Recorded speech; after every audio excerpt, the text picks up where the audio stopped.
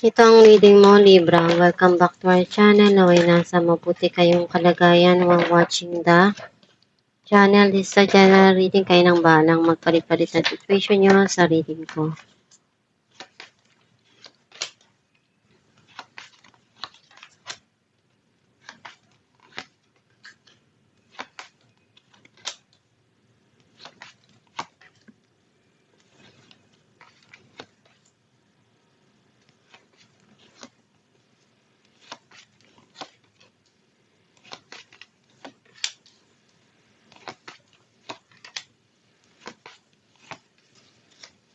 At the bottom of the deck, Temperance. I feel like ang nag-sense ko na energy mo, kailangan mong pag-isipan ng maigi yung mga desisyon na gagawin mo sa buhay mo. Ang mensahe ng card mo, you're thinking about to build kung ano yung kaya mong maiayos sa financial mo or meron kang gagawin na dapat maiayos sa loob ng tahanan.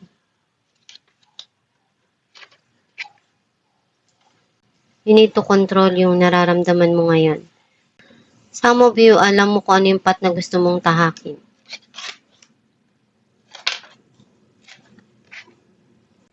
May darating na celebration or reconciliation.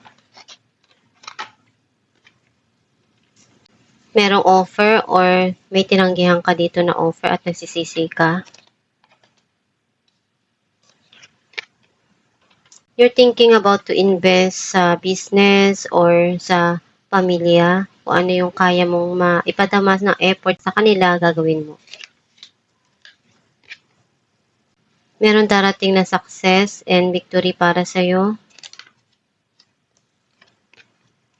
Guguluhan ka kung ano yung pipiliin mo o kailangan mong balansehin yung mga nangyayari ngayon sa buhay mo.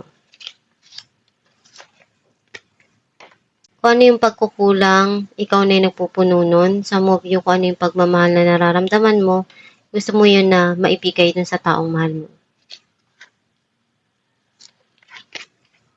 May bagong idea o clarity na darating sa buhay mo. Mayroon dito nararamdaman kang conflict o struggle. Some of you, nagkakaroon ng pagtatalo o hindi nagkakaunawaan. May darating dito na magandang balita sa'yo. Hindi mo pa rin makalimutan yung mga nangyari sa buhay mo sa nakaraan or gusto mong makaipon dito para sa kinabukasan mo or to sa mahal mo sa buhay. Clarify natin ng Three of Pentacles, Ace of Wands, and the Tower. Kung ano yung mga nangyari sa past, tapos na yun, at ngayon meron kang bagong harapin dito na bagong ikagrab mo na opportunity na pwedeng makapagbigay sa'yo ng magandang income or isip mong ayusin yung financial mo at gusto mo ngayon na gumawa ng paraan kung paano kakita. Clarify natin ang The Emperor.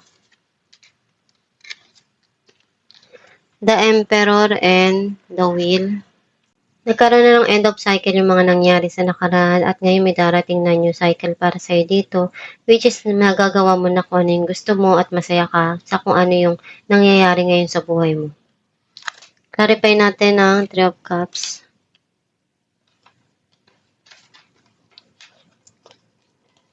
The Fool and Four of Swords.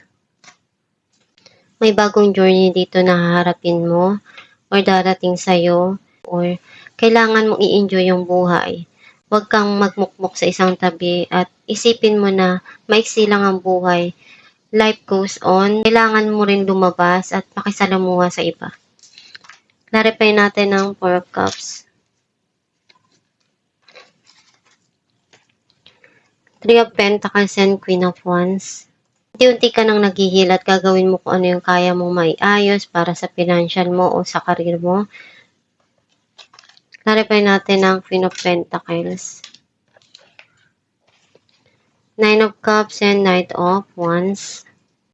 Kung ano yung in-invest mo before, unti-unti mo makukuha lahat ng mga pinaghirapan mo o yung mga ginawa mo na effort before, unti-unti mo makukuha kung ano yung mga pinaghirapan mo. Clarify natin ng Six of Wands, The Sun and Ten of Cups. May darating dito na magpapasaya para sa'yo. And andun yung panghabang buhay o long term. Clarify natin ang Two of Pentacles. The Hermit and Eight of Pentacles. Kailangan mong balansehin yung mga nangyayari ngayon sa buhay mo at isaalala ka sa nakaraan na nangyari sa buhay mo.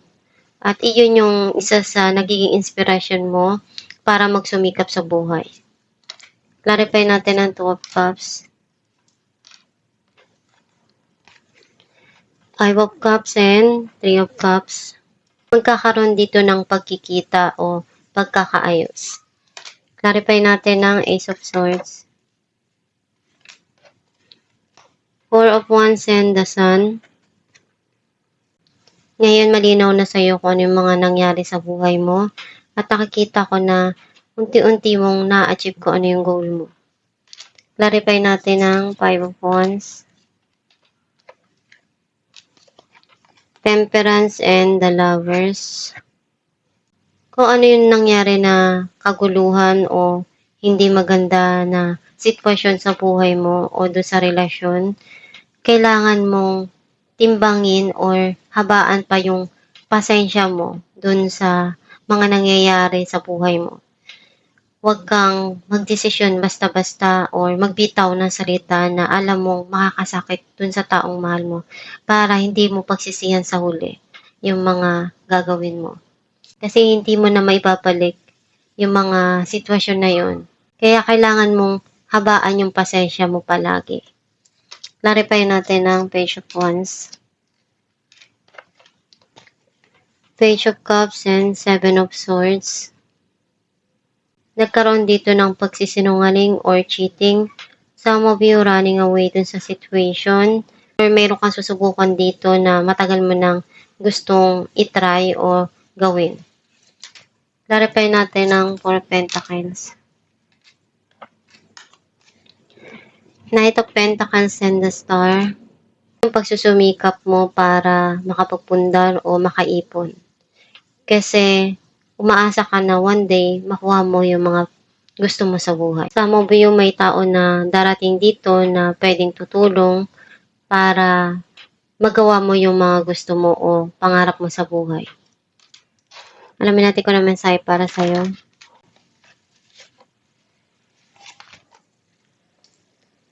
My true safety lies in my capacity to align with the love of the universe. Ang mensahe para sa'yo na kung ano yung ina-attract mo, yun din yung darating sa'yo.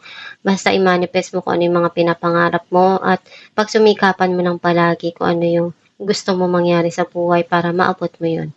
At samahan ng pagdarasal para matulungan ka ng Diyos Ama sa mga nangyayari sa buhay mo. At itong yung reading Libra. Kung nakaresonate ka, kindly comment down below. Thank you for watching. Guys, meron po tayong binibenta na Aram Herbal Oil na makakatulong sa sumasakit na ugat o kumakati na varicose vein sa kamay man o sa paa. Ipahid sa gabi bago matulog at i-massage. And nakakatulong din siya na mag-fade ang iyong varicose vein. Ipahid 2 times a day at i-massage araw-araw. Gawin mo ito araw-araw para mag-fade yung varicose mo. Kapag masakit yung kamay mo, pwede mo rin siyang ipahid sa gabi at i-massage mo para pagising mo sa umaga, marirelieve na yung pain na naramdaman mo. Pwede kayong umorder sa Shopee or sa Facebook. Meron po tayo dong page na Star Shines. I-message nyo lang yon or mag-check out kayo sa Shopee.